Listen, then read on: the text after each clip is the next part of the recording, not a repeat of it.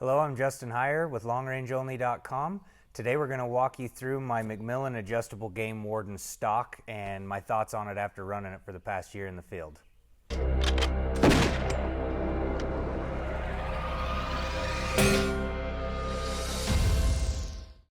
right, let's cover the tech specs of this stock real quick. Overall length is listed at 31 inches on the McMillan website, and that's exactly what mine measured with the standard 13.5 inch length of pole and the standard decelerator pad they include on there. The forend is a little bit narrower than what you're used to on a tactical style stock, but it's a little bit thicker than a sporter style. It's about 2 inches across, has a nice flat bottom on it, really lets you have a nice grip on it with your hand. It also has a textured grip area there. And this larger forend will allow larger barrel contours than some of their other stocks, like say a Game Scout. You can actually have this inletted up to a 1.25 inch straight taper barrel. So if you're willing to hunt with it, you can get it in there. I had it inletted for a proof Sendero contour, but I'm actually running a benchmark number 5 right now, so I've got plenty of room in there. And then when I decide to go up to a proof barrel on my next one, I'll have that availability.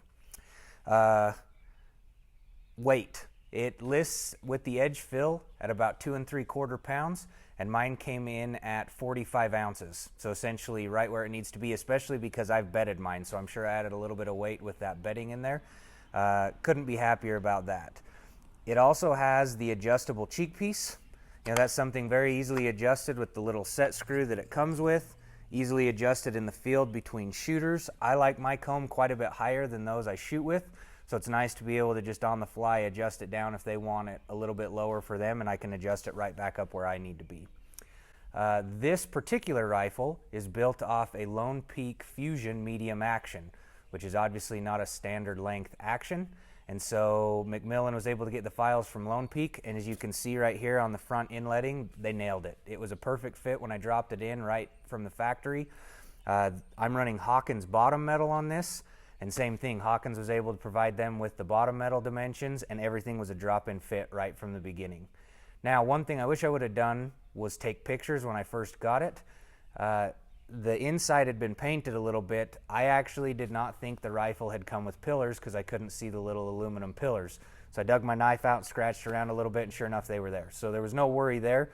But if you get one and are concerned like I was, do a little scratch and you'll likely find they were there. They were just under a very, very thin coat of paint. All right, let's talk about the rear of the rifle now. Those of you that are familiar with the McMillan tactical line of stocks, this is where it's going to feel like you're right at home. You've got the vertical grip you're used to with the ambidextrous palm swell. You have a place to wrap your thumb over the top if that's the type of grip you prefer.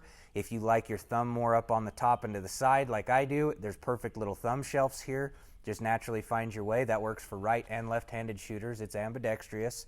And it's just very easy to get comfortable behind this rifle. Put your trigger, just a very, very natural angle when you get behind the gun. It also has the sloped rear buttstock. I actually prefer that on a hunting gun because you're able to make quick elevation adjustments with your rear bag. I do have other stocks that have more of a straight angle back there, and I don't like it quite as much for hunting. This proved to be very, very versatile this year during hunting season. All right, let's talk about my experience with the stock. I picked this stock up first part of 2018. I had TS Customs throw a 7 SAUM barrel on this Fusion action, topped it off with an Area 419 break, and load development was pretty quick. Barrel broke in under 100 rounds, and I was off to the hills to hunt rock chucks. Those of you that know me know that's about my favorite thing to do in the spring.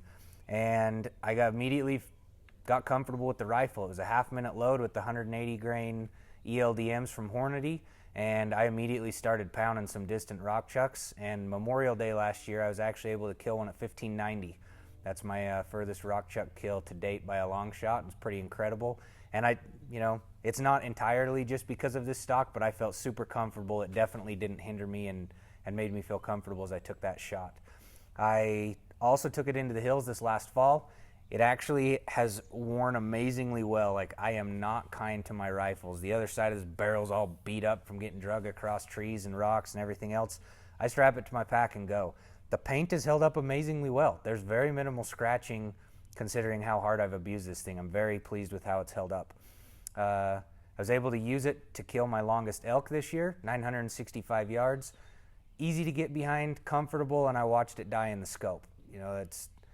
Form definitely plays a part in that, but the stock makes it a lot easier to keep that proper form when it fits you well. I also had a friend that was able to borrow this rifle, and we took a cow with it at 1,140 yards. Same thing. He watched her flop in the scope, and that just doesn't happen if you don't have a proper fitting rifle. So overall, I could not be happier with this. If you're looking for a stock that gives you that tactical grip out in the back, the adjustability of the cheek piece, and overall stays under 3 pounds, I couldn't recommend this anymore. I absolutely love it. All right, thanks for watching. If you have any questions on this stock or any of the other McMillans that Long Range Only currently has floating around on social media and on the website, get on our forum and ask us questions about them. Follow us on Instagram, Facebook, and of course on the website, and we hope to see you around. Thanks for watching.